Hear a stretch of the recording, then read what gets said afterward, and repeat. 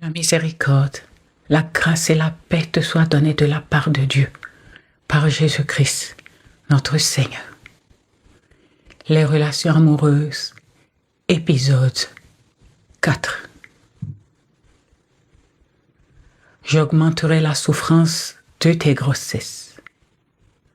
Tu enfanteras avec douleur, tes désirs se porteront vers ton mari, mais il dominera sur toi. Genèse 3, verset 16. Des chutes de la déchéance, la femme fut punie en enfantant avec douleur. Elle fut assujettie à son mari. Mais il est important de faire la différence entre assujetti et soumis. Le premier implique l'obligation d'être soumis à l'autorité d'un tiers. C'est une des conséquences de la chute. Ce n'est pas le plan initial de Dieu pour la femme. La soumission, au contraire,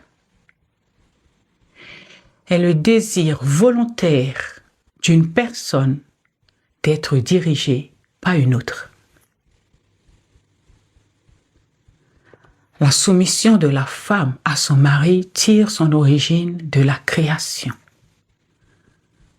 1 Timothée chapitre 2, verset 13. L'homme le premier a été créé et la femme a été tirée après de l'homme. Mais Christ lui-même a mis fin à l'assujettissement forcé des épouses. Et nous le voyons au travers de son rapport avec l'Église qui est son épouse. Christ est plein de compassion, de miséricorde, plein de bonté, de patience envers son Église. Il est riche en bonté envers son Église. Il est lent à la colère envers l'Église, son épouse. Il est présent pour l'Église, son épouse. Il subvient à tous les besoins de l'Église qui est son épouse. Il veille dessus comme la prunelle de ses yeux.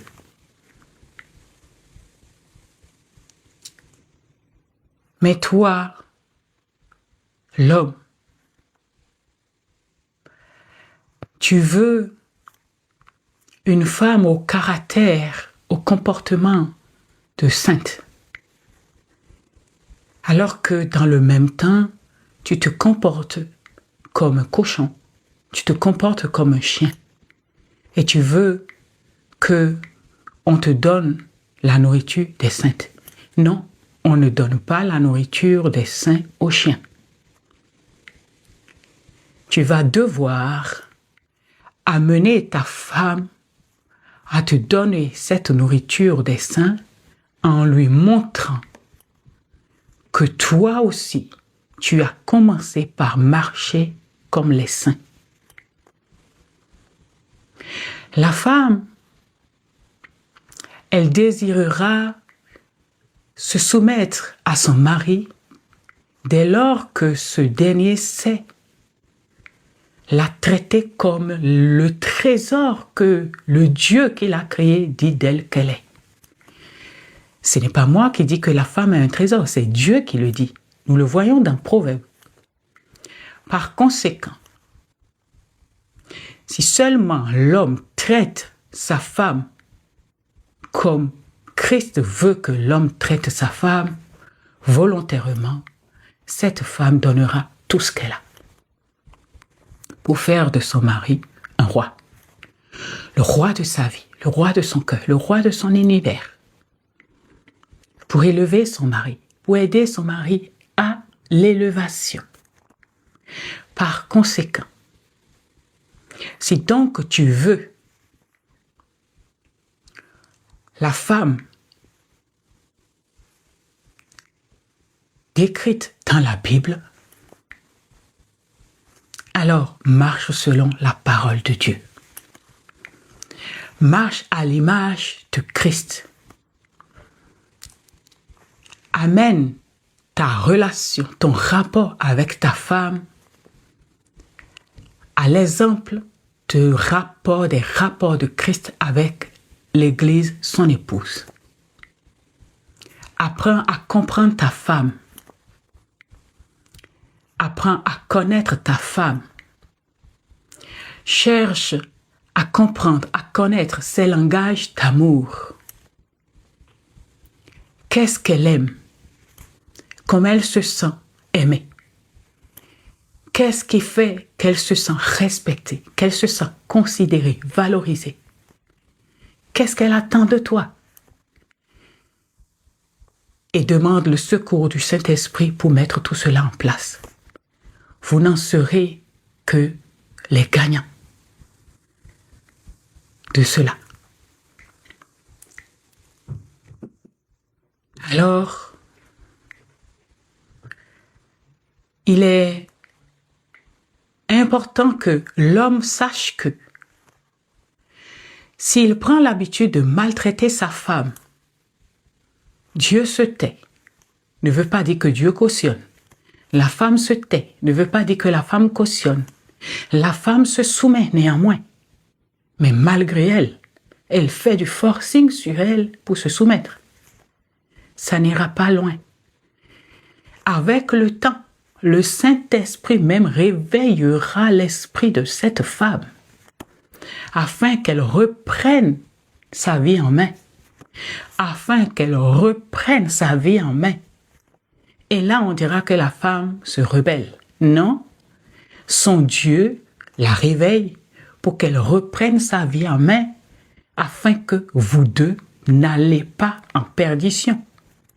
Puisque si cette femme peut être sauvée, au travers d'elle, Dieu peut venir sauver l'homme. Parce que quand l'homme verra que ma femme est en train de partir, en ce moment, l'homme, il décidera de changer. Si il aime cette femme-là, et quand il changera, ce sera les deux qui auront été sauvés par Dieu. Parce que Dieu a réveillé l'esprit de la femme pour reprendre sa vie en main. De nos jours, il serait vraiment pas conseillé, il serait vraiment pas normal qu'une femme accepte son assujettissement forcé par son mari, ni se culpabiliser de s'y opposer. Et il ne serait pas normal non plus qu'un homme cherche à assujettir sa femme, se plaint du manque de soumission de sa femme, parce que la femme, tout naturellement, quand elle est aimée, chérie, considérée, valorisée, elle donne tout.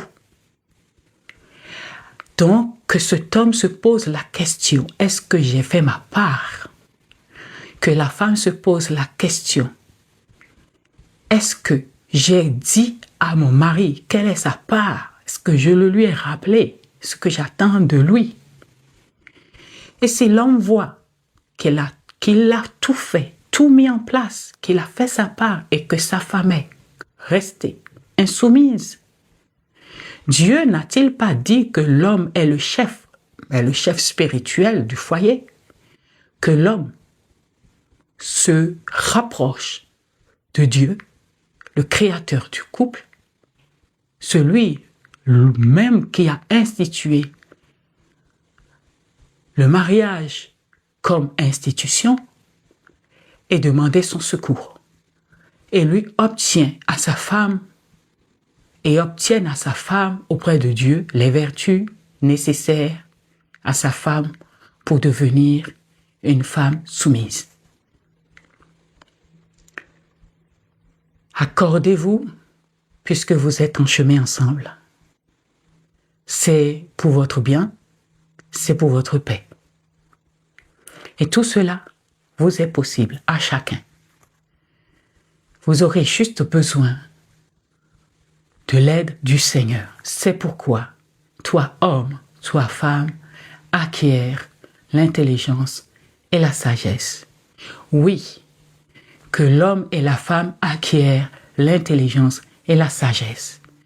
Elles vous conduiront, vous guideront et vous garderont dans le sentier où vous trouverez et garderez votre paix afin de bâtir ensemble une vie en bonne santé, fortifiée et harmonieusement prospecte.